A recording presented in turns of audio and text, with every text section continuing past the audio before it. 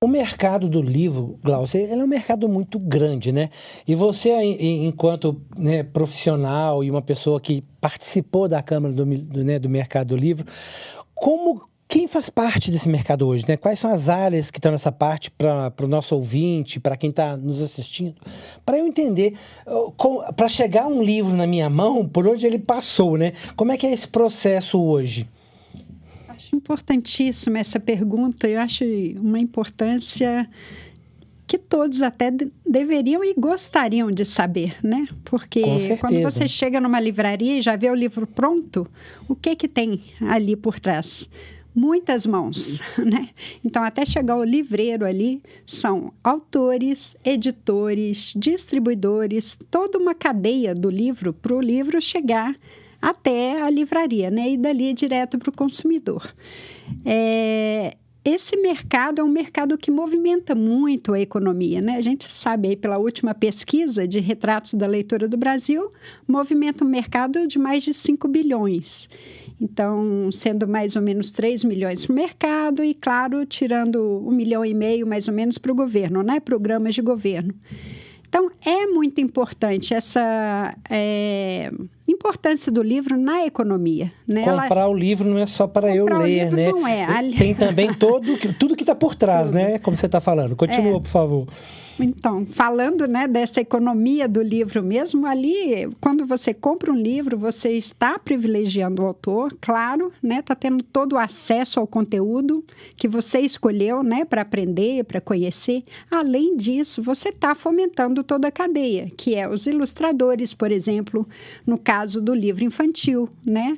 Tem também revisores, diagramadores, projeto gráfico, toda uma equipe trabalhando, né, para que o livro saia profissional até que ele possa encantar mesmo os consumidores do livro. E o conteúdo chegar, né, da forma que o autor quer que chegue, ou até melhor ainda, para o seu leitor.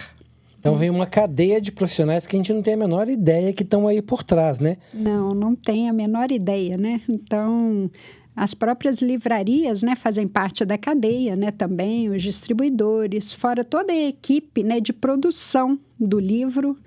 E para você fazer o livro, né, muita gente já me perguntou, Glaucia, como que faz para ser uma editora? Né? Não existe o curso específico, até existe hoje, né, nas faculdades, edição e tudo, mas não é específico de como fazer o livro, né? Você vai ver em cursos livres, tem cursos também hoje especializados.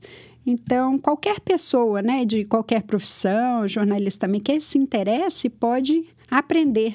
Hoje o mundo está todo assim, não é, Edmilson?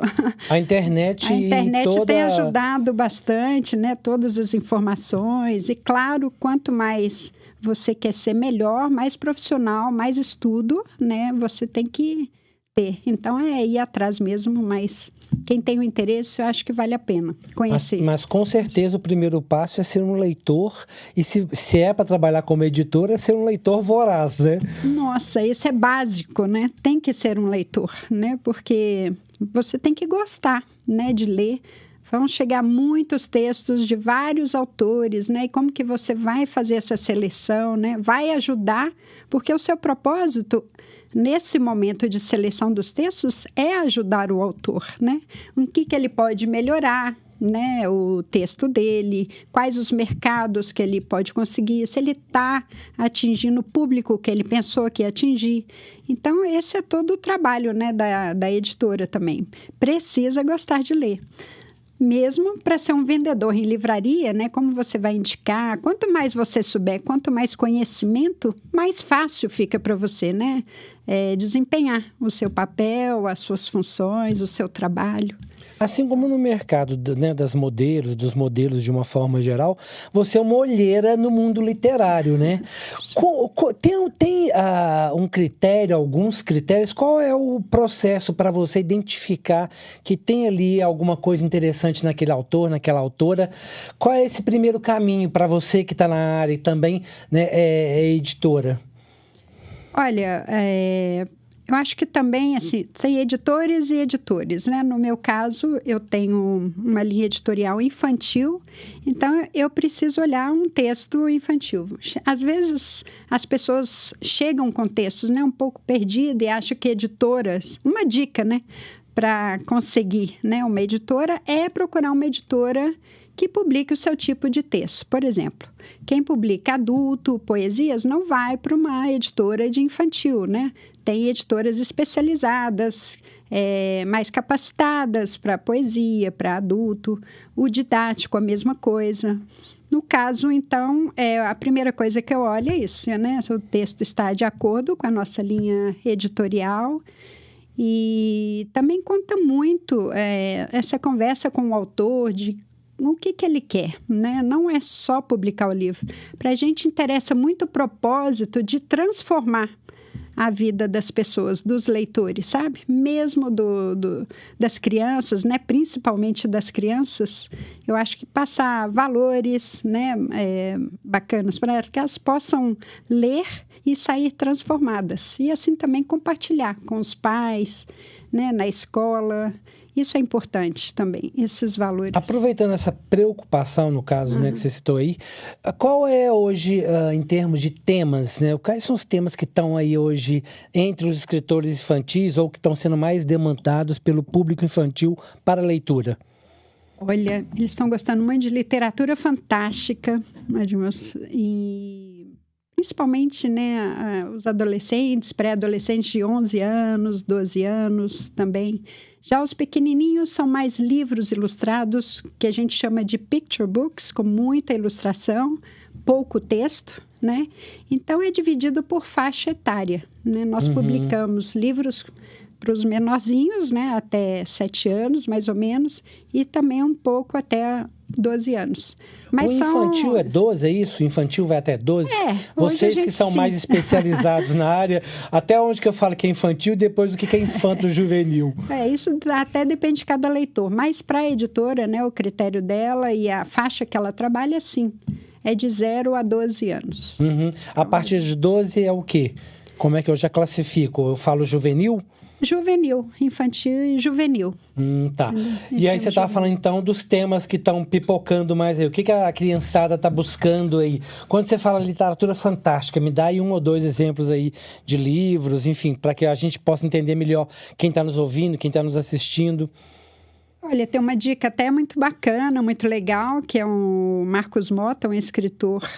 Sigam ele lá, que ele é muito bacana. Tem 6 livros de literatura fantástica, mineiro, né? Temos que valorizar aqui também. Está despontando muitos livros dele. Muito. Escreveu com a filha, né? A Sofia é sensacional. Então, escreveram um livro de literatura fantástica baseada na ópera de Mozart. Foi muito bacana. Então, chama O Rei de Branco e a Rainha da Noite. E da Unidune Editora. Eu aconselho esse. É uma linha de literatura fantástica, interessante. Sim. Sou suspeito para falar, já li o primeiro livro dele, e apesar de estar fora da faixa etária para o livro, sim, amei muito o livro dele, então vou dar o meu depoimento aqui do primeiro livro, que é O Enigma da coleção Enigma, O Rei de Branco e a Rainha da Noite. Pode esperar que está saindo agora uma coleção. Não, maravilhoso, mas eu digo só do Marcos, que esse foi com a Sofia, filho. Sim. Com a Sofia, a filha dele, né? Tem o Objetos de Poder. Objetos de Poder, que eu li o primeiro, esse da com a Sofia eu ainda não li, mas é porque eu já tinha me comprometido de ler os dele primeiro. Mas realmente gostei muito, são livros bastante interessantes. A gente pode dizer que livros assim são livros como fossem, por exemplo, os livros do Harry Potter, que tem essa coisa mais fantasiosa, assim? Harry Potter também entraria em literatura fantástica, né? Então tá um pouco explicado por que esses livros estão crescendo, né? Muitos livros nessa área. O Senhor dos Anéis, enfim. Exatamente, então são livros que... Então, quer dizer, os adolescentes, esses infantis mais velhinhos já estão demandando esse tipo de literatura. Sim. Eu achei até interessante que você falou, né, Admilson, que, né, você gostou, é para juvenil, mas você leu, você gostou. Isso porque acontece eu me identifico, muito, né? Muito, exato. porque eu tenho visto muito isso também. publicando, por exemplo, adaptações do Gilgamesh, né? Então, eu vendo mais para os pais do que para as crianças, às vezes, né? Porque eles, poxa, já conhecem, e aí vê uma adaptação ilustrada, né? Então, tem um valor agregado aí. A gente está falando também do ilustrador, uma adaptação bacana de um autor de mais de 200 livros, também assim, ilustrados, e também deve ter mais ou menos uns 15, né? Umas 15 publicações. Então, tem experiência. Isso é muito bacana, né? A gente ter o retorno também do público adulto com os livros juvenis, né? Sim, também. inclusive Então, você está falando dessa questão de aproveitar um pouco o que já tinha, né? A gente tem recentemente aí o Prêmio Jabuti, né? Jabuti. Que uma das premiadas que é de Minas, Sim. né? Que fez meio que um processo aí com Romeu e Julieta. Sim. Né? Então, quer dizer, foi um livro premiado e isso é interessante, né? Quer dizer, não fica parecendo, não é um plágio, não é nada disso, mas é você trazer uma coisa com uma nova capa, com uma nova roupagem, né? Uma nova leitura, porque a função dos livros é muito esse exercício do imaginário, né? O que hoje está estimulando, está motivando aí os adultos, né? A gente falou um pouco aí agora do público infanto-juvenil, você falou da questão da fantasia, e para os adultos, né? O que a gente chama de adultos aí? Eu estou falando de quê? Mais de 19, mais de 21, 25?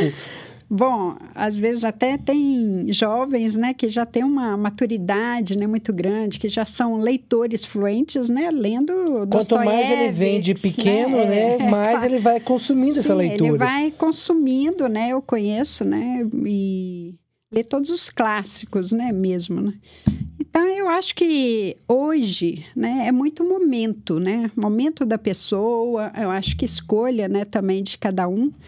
Mas eu tenho visto saindo muito livro sobre empreendedorismo, sobre autoconhecimento, né, também, né? As pessoas estão aí, depois dessa pandemia aí, né, buscando crescer, né, também, evoluir espiritualmente, em termos de conhecimento também, e o livro te fornece isso, né? Te dá acessibilidade ao conhecimento, abre portas para você, né? Para novos negócios, para nova mentalidade, né? Às vezes você está lendo o livro, te dá um insight, né? Uma inspiração para fazer um novo tipo de trabalho, né? Ou para te ajudar. Qualquer tipo de livro, né? Não importa o que você está lendo, né? Não importa, porque poesias, esse clique, né? Esse insight...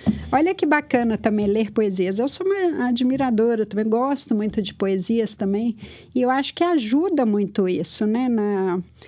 Em todas as áreas da sua vida. No seu relacionamento, com amigos, com família. Quanto mais você lê, mais você tem conhecimento de si, né? E do outro também. Isso é muito bom. E a sua capacidade crítica também, reflexiva, aumenta. Então, eu só vejo o bem no livro. E dentro dessa linha literária, Gláucia, você acha que está vindo mais, por exemplo, romances mesmo? Do tipo, tem uma história de amor, uma triangulação? Ou não? Talvez também para o adulto venha um pouco da fantasia? Ou vem um pouco dessa coisa de... A gente vê muito, né, as sagas dos vampiros. Enfim, vem essa coisa bem fantasiosa, o próprio romance em si, o amor. Ou não, livros que têm uma pegada histórica. O que você tem visto mais dessa demanda de consumo do mercado adulto? Porque tem também essa questão dos livros que vêm com o que a gente chama de literatura erótica, isso também está crescendo. Como é que você tem visto isso hoje, com essa experiência toda que você vem, não só da sua experiência como editora, com a editora que você tem, mas desse período que você presidiu a Câmara? Como é que está isso hoje, né, desses eventos que você foi, dos festivais que você participou? Os eventos a gente tem realmente visto assim, muitos romances, né? Biografias, história também, né? No público adulto, conversando com outros editores, né? O que tem mais vendido, né? Para adultos. Mas a gente também tem uma pesquisa muito bacana, se for para medir, né? Medir isso no Brasil inteiro, que é o Retrato da Leitura do Brasil, que ali, por gêneros, ele já fala, né? O que vem aí em primeiro lugar, religiosos, né? Que todo mundo já sabe, é o que mais vende. E também um infantil, né? Depois, religioso, só para a gente entender, para quem está nos assistindo e ouvindo, por exemplo, esses livros dos padres, né? Reginaldo Manzotti, Fábio de Mello, Padre Marcelo Rossi e outros, se eu posso chamar de autores religiosos, né? Como também da linha evangélica. Tudo isso entra nesse primeiro livros religiosos? Tudo entendi. Entra também. Isso, até os romances, né? Também, que tem espirituais. Os espíritas entram todos nessa categoria? Em romances também entram, né, nessa categoria. Entendi. Também. Então vem os religiosos, depois que tira, por exemplo, essa questão dos livros didáticos, o que vem em termos de consumo mesmo de leitura? O que vem depois aí nessa os lista? Didáticos eu acho que são à parte, né? Porque aí não vamos nem entrar nesse assunto, não vamos nem entrar. Porque com certeza eles vendem muito, porque as escolas compram tem os programas, né, do governo, a escola... E didáticos a gente está falando de livro de conhecimento, que é usado em história, geografia. Vamos isolar um pouquinho esses livros só para a gente falar dos outros. A gente pode falar de paradidáticos, né, também. Por exemplo, nós temos livros literários, né, paradidáticos, né? Se a criança está aprendendo sobre o meio ambiente, tudo, ela pode encontrar um livro de literatura bacana sobre o meio ambiente, falando, por exemplo, da reciclagem, através de uma história, né? Também, usando os personagens, usando os animais. Aí já é caracterizado um paradidático, né? Entendi. É diferente. E seguindo, então, quando eu te interrompi, a questão dos religiosos, depois... Olha, eu não lembro totalmente a lista, mas infantil, né? Aí vem os infantis também. Vendem bastante. E nessa percepção de números que você está citando aí... ficção, né? Ficção também. Sim, está crescendo também. Sim, ficção vende bastante também. A literatura fantástica está aí, né? Entra no ficção? Entra no ficção. E quando a gente está falando de ficção, para a gente entender, ficar claro, por exemplo, quando eu conto uma história que existe, não é ficção. Não pode ser classificado como ficção. Se eu pego a história da Glaucia, e vou usá-la como como vem nos filmes, né? Baseado numa história real. E isso não entra como ficção. Aí você tem que ver de quem você está falando e para quem, né? Por exemplo, aí no caso a biografia, né? Igual a gente teve aí biografia de Charlie Chaplin, né? Falando sobre a vida dele e tudo. Ou se você vai fazer por exemplo, contando a história do que a gente já tem nos livros, né? Também de história, mas você está fazendo uma adaptação, né? Uma outra história mais lúdica. A gente pode até ilustrar isso, que eu imagino está gerando burburinho, as revelações que o príncipe Harry está fazendo com a mulher, né? Em relação à família real. Isso entra em que categoria, esse livro que ele lançou aí? Hoje nós teríamos que ver, né? Mas normalmente não seria ficção, né? Seria alguma outra coisa. Você porque, conhece verdade, esse livro dele? Que já lançou, ainda não veio para o Brasil nem em inglês, nem veio ainda traduzido em português. Mas imagino que vai ser feito isso rapidamente, até pela demanda, né? Que quando entra ali, eu não sei se existe a gente pode chamar de uma categoria celebridades, fofocas, coisas do gênero, porque livros também nessa linha, acredito eu, também tem um apelo muito forte junto às pessoas, né? Você acha que biografias, elas estão crescendo mais? Biografias de pessoas, celebridades, como você citou, o próprio Charles Chaplin, mas, enfim, alguém que foi o prêmio Nobel, alguém que foi, enfim, um grande líder, né? Um grande líder. O Nelson Mandela, por exemplo. Né? É verdade, tem então, assim, a biografia está crescendo. E tudo. Sempre existiu, né? Esse nicho para biografias. Então, porque a gente percebe os documentários crescendo, né? Então, eu imagino as biografias quer dizer, os documentários vêm na estrada da biografia, né? Sim. Eu acho que os livros também, fora toda a história toda, eles vão mudando e acompanhando, né, o tempo também, né? Então, por exemplo, quando nós passamos uma pandemia, você vai ver mais livros, talvez, mais livros médicos lançando mais livros, né? Ou falando mais sobre o assunto, ou sobre alimentação, coisas relacionadas, assuntos relacionados, né? Para que possam melhorar esse momento. Então, acho que depende muito do momento que a gente vive também, fora, lógico, né? Todos os livros que já temos a história aí que já existem. Exato. Então, assim, vão lançando novos títulos, né? Novas histórias e novos leitores, né? Você citou a estatística do Retratos da Leitura. Eu não sei se o próprio Retratos, ou a gente tem uma pesquisa mundial que fala como o Brasil está hoje em relação aos outros países num ranking mundial de leituras? de livro, de pessoas leitoras, alguma coisa assim? Infelizmente, temos sim, mas infelizmente não estamos muito bem, né? Porque Qual a o nossa brasileiro posição lê hoje? menos de 2,5 livros ao ano, né? Divide-se a venda pelo número de brasileiros? Não, aí a isso? gente faz livro lido ao ano, né? Sim. Por unidade mesmo. Então não dá nem 3 por brasileiro. Não dá. Então a gente está falando aí, França é muito mais 12, né? Outros lugares, Estados Unidos, os 7, enfim. Então, Isso tem a perdemos aí. E como é que a gente está nesse ranking? Você sabe a posição do Brasil hoje? Hoje não, mas a última vez que eu olhei, em 2000, que foi a última pesquisa de 2019, estava 2,4 livros ao ano. Né? O leitor médio do Brasil é entendi. isso. Mas assim, em termos de posicionamento no ranking, não tem? Para falar assim, o Brasil está em 14º, 15º, 20º e Pode por aí até vai. existir sim, Edmilson, mas eu desconheço ainda Entendi. a pesquisa mais recente. Hoje né? a gente está em 2,4. Livros lidos ao ano, né? Que o brasileiro lê. Então, acho que é uma média baixa de leitura para cada brasileiro. A França né? com 12, isso é muito alto. 12, né? E 7 a gente está bem baixo, até dos nossos amigos vizinhos, né? Por exemplo, também, né? O Chile, a Argentina, mas... aí você me perguntar por quê, né? Eu acho que tudo influencia, se você consegue né? citar algumas causas, umas 3 causas que você imagina que seja... Eu acho que o livro, gente, a importância desse programa aqui, eu me sinto muito honrada e agradeço, né, por estar aqui.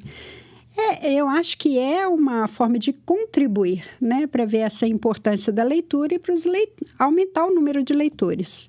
Eu acho que falta formar leitores aqui no Brasil. E como que nós podemos formar leitores?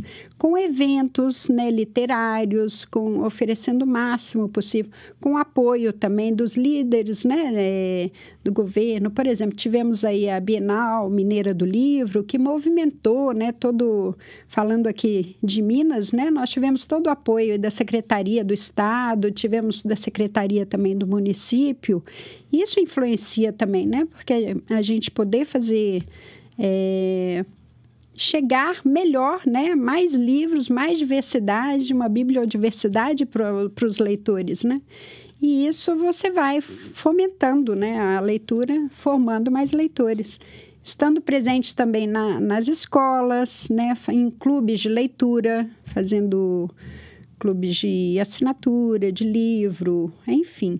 Podemos fazer isso até hoje com a internet, né, um próprio grupo, né, de WhatsApp, né? Fazer um estudo sobre um livro e divulgar e formar mais leitores, convidar pessoas, né, para lerem. Essa é uma sugestão bastante interessante, levar os clubes de leitura para o virtual, porque afinal de contas não necessariamente você precisa se encontrar, mas você pode fazer uma reunião virtual, discutir os livros, trocar os livros ali, né? Imagina, cada um pega bacana. Um livro com o outro, né? Quando você fala em bibliodiversidade e um polo, né, ou uma fonte que poderia ajudar muito nessa disseminação, as próprias bibliotecas, porque muitas vezes as pessoas reclamam da questão do custo do livro, né? Eu queria até que na sequência você falasse um pouco dessa composição do custo, porque o livro, teoricamente, entre aspas, para quem está nos vendo ou para quem está escutando, né, parece que muita gente fala que o custo ainda é alto, mas a gente tem as bibliotecas, né, que podem ser muito fomentadoras dos leitores, né, ajudar nessa formação. Então eu queria que você falasse um pouco disso e na sequência falar para a gente então dessa questão da formação do custo do livro. Até levo isso comigo, eu ouvi uma vez e levo sempre comigo, né? Que realmente o Brasil vai ser um país assim muito bacana, cheio de leitores. Quando vier um estrangeiro e perguntar onde fica a biblioteca mais próxima e você conseguir dar um endereço, é ali, né? Então, cada cidade poder fazer isso, né? Aumentar o número de bibliotecas, isso você forma mais leitores, né? Então, dar acessibilidade para quem não tem condições de comprar o livro, né? E hoje nós temos aí, mas são poucas, né, bibliotecas. Acho que falta fomentar, né, esse acervo também. Por isso eu citei que é importante, né, que os líderes também que estão aí, né, no governo ou nas bibliotecas mesmo, eles desenvolvam, né, um plano, né, de fomentar as bibliotecas, né, e dar mais acesso aos leitores. Fora isso também, por que esse valor de livro é caro ou não, é uma coisa, eu acho que, para a gente pensar refletir, né? É uma Porque ótima reflexão. Nós temos valor e temos preço, né? Então, eu acho que o livro, a gente deve pensar em valor, né? O que ele vai te agregar, o que ele vai te dar de conhecimento. Olha a cadeia toda que passa pelo livro, como eu citei no início, né? De quantos profissionais trabalham em um livro, né? Para o livro chegar até o leitor final. Então, são muitos profissionais, né? São muitas revisões, papel, enfim, envolve uma série de coisas, né? Mesmo se não for papel, nós temos o digital, que tem um custo menor, né? Quem achar, por exemplo, não, o livro de papel é um valor acima, né, do que o digital. O digital, ele não tem impressão, por isso ele consegue ficar um pouco mais barato, né, do que o impresso. Tem um custo mais acessível. E as bibliotecas você não tem, né, custo nenhum. É apenas criar o hábito, né, de ir às bibliotecas, ou pegar emprestado, né? Nada é desculpa. Hoje nós temos aí canais, né, de leitura. Olha o Multileitura aqui trazendo tanta coisa bacana, tantas dicas. E realmente é querer, né? Falando em dicas, Gláucia, quais são as dicas que você pode dar para aquela pessoa que ainda insiste em ter aquela desculpa de que não lê, de que não sabe como é que lê, que não gosta de ler? Quer dizer, como que eu posso começar a dar esses primeiros passos, me tornar um leitor? Né? Não vamos pegar um livro aí de 400, 500 páginas, né? Pode ser desanimador para quem não tem esse costume, né, de achar que aquilo vai demorar muito. Mas como dar esses primeiros passos? Quais são essas primeiras dicas?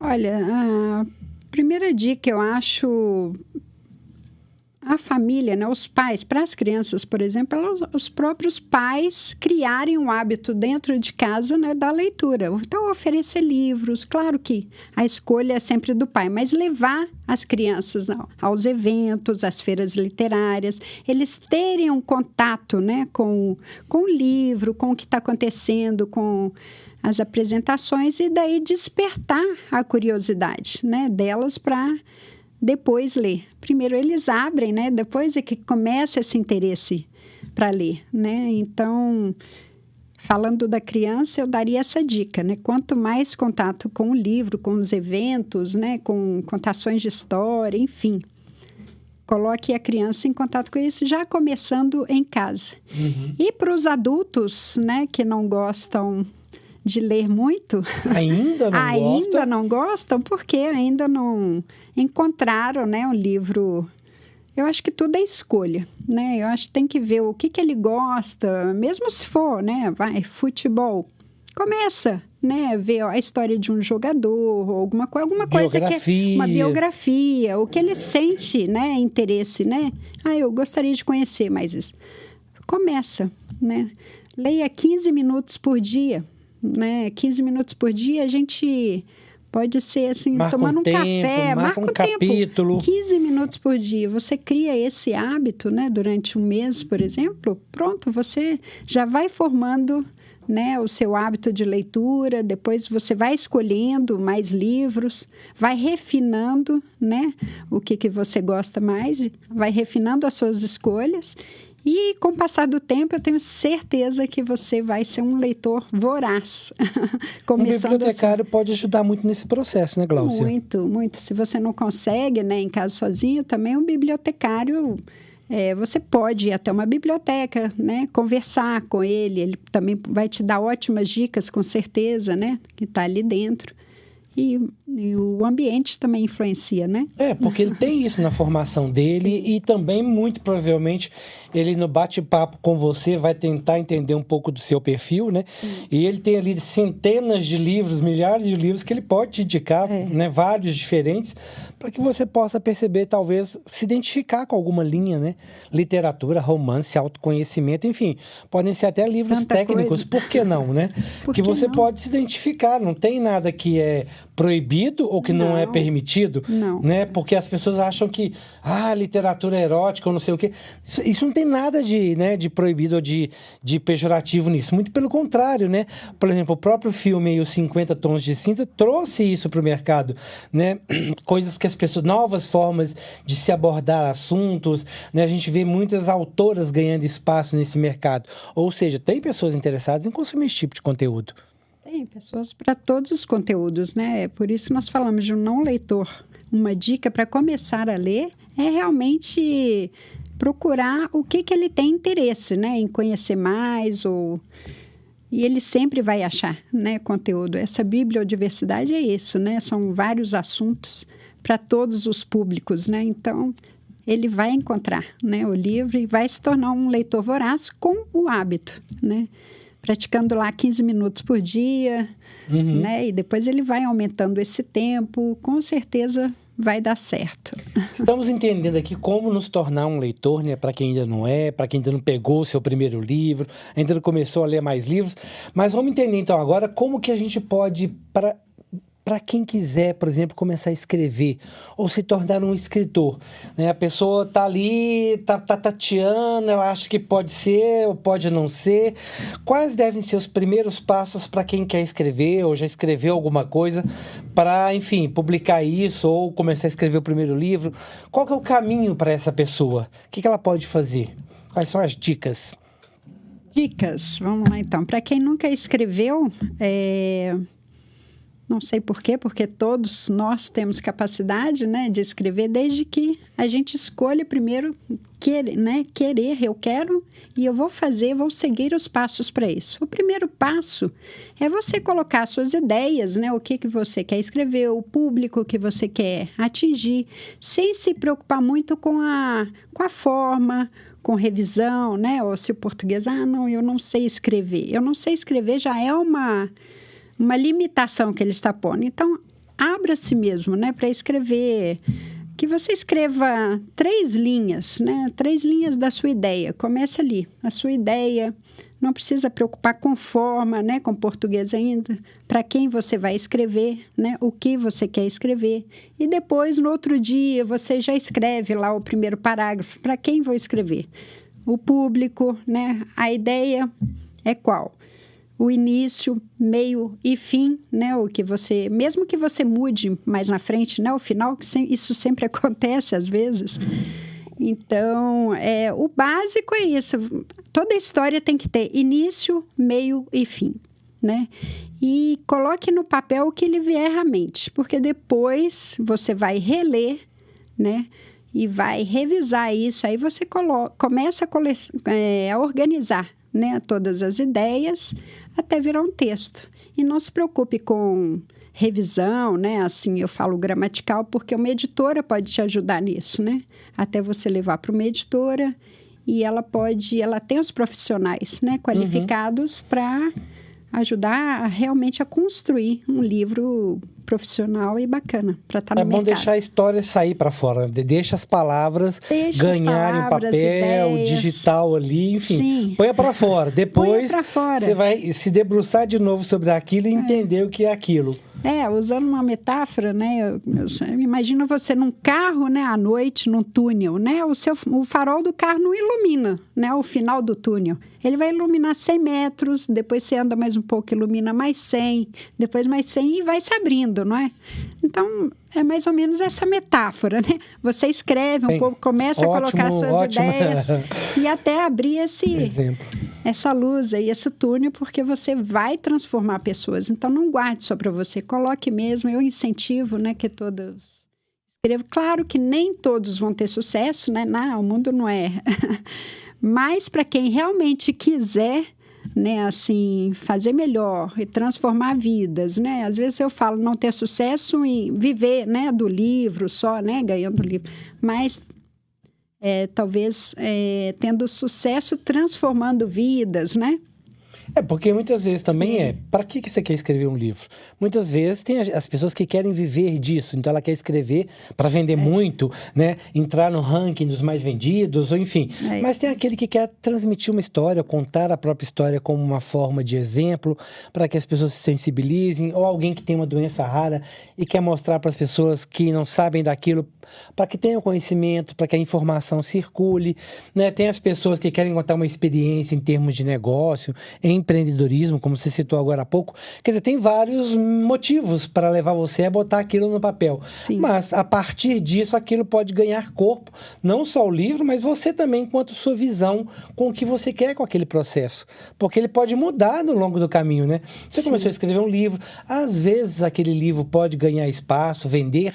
Quer dizer, a medida não está na venda ou você achar que, né, o sucesso é vender, mas o que você quer com aquele projeto, né? Muitas vezes você quer botar no papel alguma coisa que você quer presentear as pessoas, enfim, transferir para alguém algum conhecimento, e não necessariamente o sucesso está em vender 10 mil, 20 mil, 200 mil cópias daquilo, mas simplesmente deixar um legado.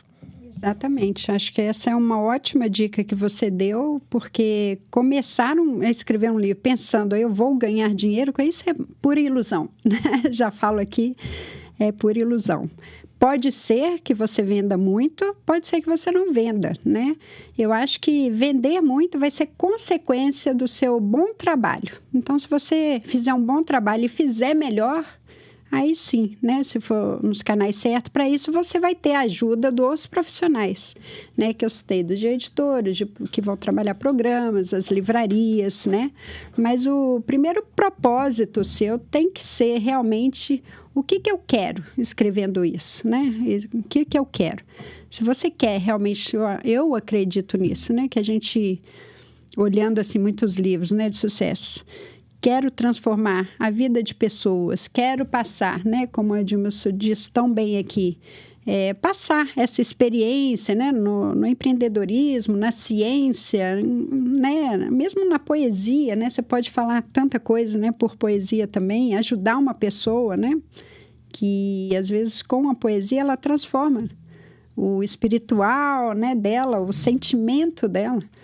Então, se você tem esse propósito, eu acho que você tem mais chance de fazer melhor, e aí dinheiro vai ser uma consequência de mais vendas. Assim como a nota é uma consequência do conhecimento que o aluno adquire ao longo do processo, sim, ele não trabalha para a nota, ele trabalha pelo conhecimento. Pelo né? conhecimento. E eu queria aproveitar para pegar uma carona nessa última pergunta, nesse comentário que você fez, para a gente fechar essa nossa conversa sobre a questão das poesias. Porque a gente vê, se o livro já está distante de muita gente, às vezes a poesia é mais. E tem muitas pessoas que ainda têm esse mito de que a poesia tem toda essa aura de sofisticação em torno da poesia, do poeta, da poetisa. Enfim, como trazer a poesia, né? Como trazer, entre aspas, aí, ou como popularizar a poesia, como nos tornar mais consumidores também dos poemas. Quer dizer, como é que seria esse processo? Dá para fazer isso? Podemos se estimular mais? Ou qual que é a diferença da poesia em si para o livro, né? Para a literatura, para o romance? Eu acho que a gente pode começar a estimular isso a partir da base mesmo, né? Com as crianças, por exemplo. Eu tenho até uma autora, por exemplo, que eu achei um projeto muito bacana, que é o Brincando de Fazer Poesia. Você, antes de preocupar-se com a métrica, né, da poesia, é fazer a criança gostar, né, do poema e tudo. Então, colocar uma criança, né, como ela fez esse projeto, uma criança de 12 anos, escrevendo para outra criança. E ela escreveu Brincar de Fazer Poesia. Ali ela começou até o contato, né, com rimas, de uma forma mais lúdica, né, a poesia, e realmente ir seguindo os passos e crescendo, como a gente falou, né, aos poucos. Essa é uma dica para estimular, para começar a gostar. Porque a poesia... E daí você vai desenvolvendo mais. Quando você gosta, você vai procurando mais coisas, né? Descobrir o estilo, que cada um vai ter ali uma identificação, como, por exemplo, a gente tem o cordel lá no Nordeste. Cordel. E que é uma coisa incrível, e tem muitas pessoas que gostam, mas tem muitas que não gostam, porque tem a ver com o estilo de cada um, mas assim, se permita, né? Abra espaço para que isso possa acontecer na sua vida, né? Sim, aí daí começo a conhecer o que são trovas, o que é rima, o que é métrica, né? Eu acho que mesmo a escola também ajuda muito, né? Com essa formação. E é sempre procurar ler mais, né? Mais daquilo que a gente quer. Poesia é a mesma coisa. Mais do que convidar hoje você para ajudar nesse processo de torná-lo para o Brasil um país leitor, eu quero te desafiar a conhecer uma biblioteca pública próximo da sua casa e, como disse a Gláucia agora há pouco, saiba indicá-la para outras pessoas. Não precisa comprar um livro, uma criança, né? Além de você ajudar a ter esse compromisso de levar um livro para uma criança, de presentear com o livro, mas vamos nos desafiar a conhecer a biblioteca pública que tem mais perto da nossa casa e poder indicar ela para alguém? Vamos assumir juntos esse desafio para esse ano?